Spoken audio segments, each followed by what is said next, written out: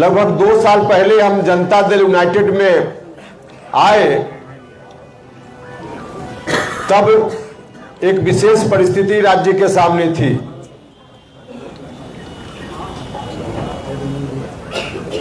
नीतीश कुमार जी के ऊपर जिस विरासत को संभालने की जवाबदेही बिहार की जनता ने 2005 में मुकम्मल तौर पे दी, उसके पहले जननायक कर्पूरी ठाकुर जी के निधन के बाद जननायक की वह विरासत,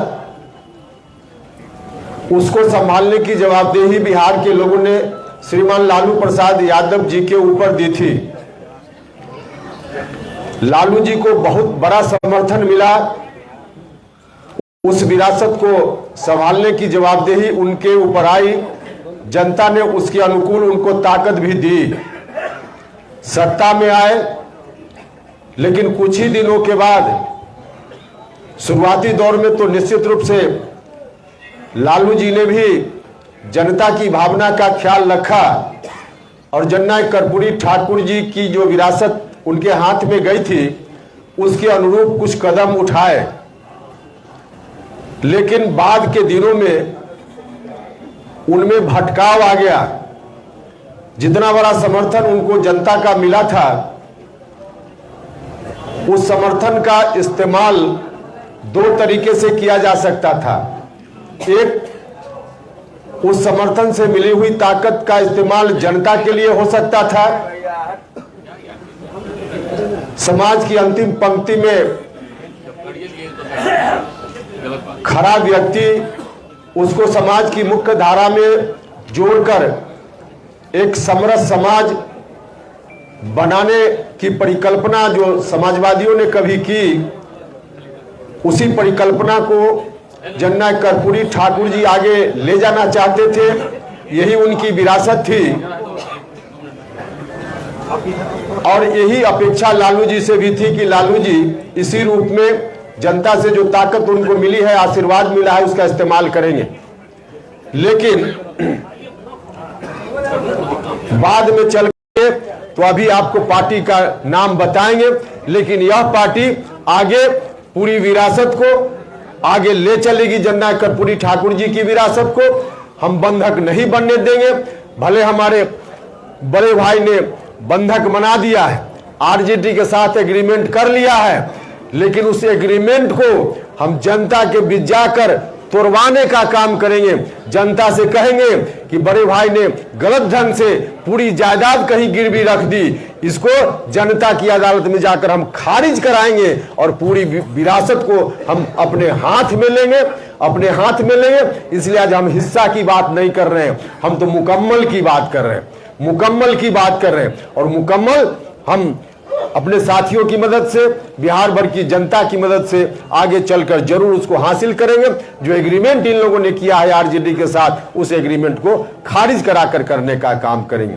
लेकिन हम यह भी बताना चाहते हैं साथ साथ, जो विरासत कभी कर्पूरी ठाकुर जी के बाद लालू जी, फिर नीतीश जी, आज फिर से हम लोग उस विरासत को अपने हाथ में लेने के अभियान पर निकल पड़े हैं।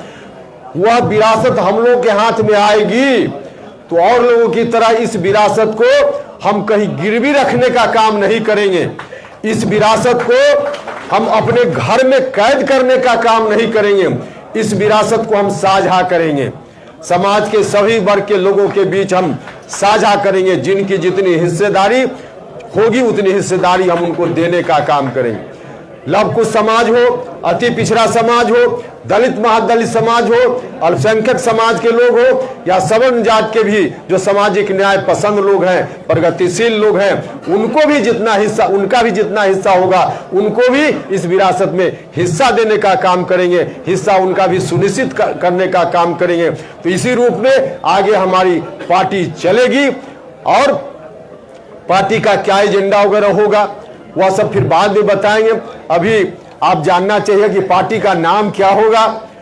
हम थोड़ी चर्चा इस बात के लिए फिर से करेंगे कि जो लोग भी कह रहे थे कि आरएलएसपी को इन्होंने जिंदा रखा है, लोग झूठ बोल रहे थे, उपेंद्र कुशवाहा की छवि को बदनाम करने के लिए कर रहे थे। आरएलएसपी का मर्जर उसी वक्त हो गया और बाजाबता हम लोगों ने उस वक्त बैठक करके प्रस्ताव लेकर के इलेक्शन कमीशन को सुपुर्द कर दिया। इसलिए आरएलएसपी नहीं है, हम तो सब छोड़ कर आए थे। हम नहीं जानते थे कि एक दिन ऐसा आवेगा कि इस विरासत को संभालने के लिए फिर से हमको कमान संभालने की जवाबदेही हमारे साथी मेरे ऊपर देंगे। लेकिन वह दिन आ गया तो फिर से नई पार्टी बनाने का काम हमको करना है और नई पार्टी जो बनाने का निर्णय हमारे साथियों ने लिया है, जिसका राष्ट्रीय अध्यक्ष बनने की जवाबदेही भी मेरे ऊपर सौंपी है, उस पार्टी का नाम है राष्ट्रीय लोक जनता दल। राष्ट्रीय लोक जनता दल, राष्ट्रीय लोक जनता दल, राष्ट्रीय लोक जनता दल, यही नई पार्टी है।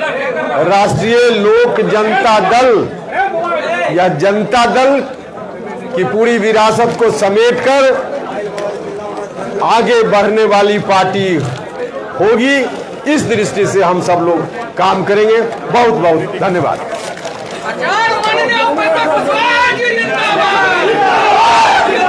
सवाल बनकर पूछेंगे। अरे भाई नारा बंद कीजिए, नारा बंद कीजिए। कोई सब एक जानकारी और दे, एक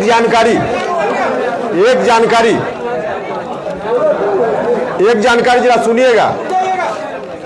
विधान परिषद की सदस्यता मुझको दी गई, विधान परिषद की सदस्यता मुझको दी गई। मैंने बीच में भी कहा कि पार्लियामेंट्री बोर्ड का अध्यक्ष मतलब झुनझुना थमाया गया और एमएलसी बना करके लोगों को लगता है कि लॉलीपॉप थमा दिया गया।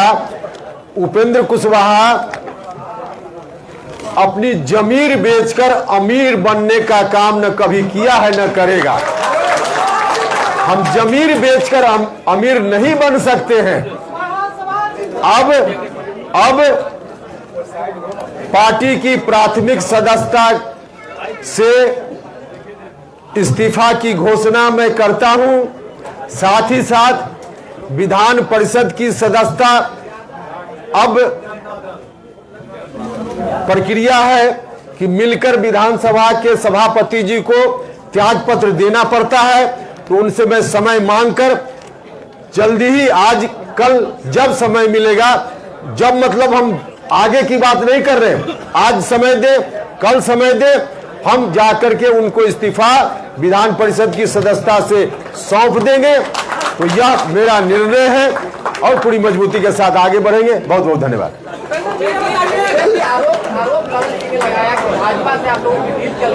अजय एक सेकंड, अब पूछ रहे साथी आप ही के बीच से कोई कि भारतीय जनता पार्टी के साथ अब आरोप राष्ट्रीय अध्यक्ष जी लगाए और एक आध बार तो माननीय मुख्यमंत्री जी भी बोल दिए कि इनका अलाइनमेंट है भारतीय जनता पार्टी के साथ।